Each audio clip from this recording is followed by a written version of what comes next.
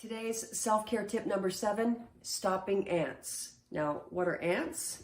It's an acronym for automatic negative thoughts, and it's that looping that goes on in your head. My clients and I joke, it feels like being verbally abused by the voice in your head.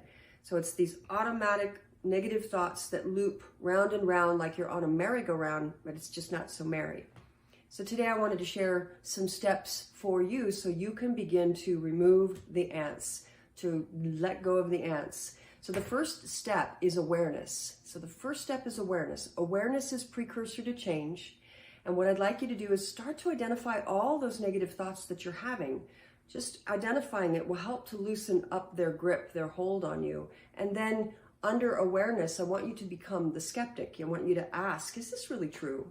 Show me the evidence of this thought. So that's step number 1, awareness. Step number 2 is to keep an emotion journal. Now, emotions are energy in motion, they're communication, and when you start to journal them, you're going to realize, oh, this is really amazing. I'm really identifying, I'm becoming more emotionally intelligent. One of the things that's powerful too is to understand the breadth of emotions. So in a slide at the end of the video, I'm going to include the emotion wheel. A lot of people haven't seen it, and when you look at it, you're like, wow, there's actually really a lot of emotions that I can be feeling. So keeping an emotion journal is going to be important. Identifying the triggers. This is another thing you can do in your journal, is to identify the people, places, and things that make you feel a certain way or maybe trigger those automatic negative thoughts.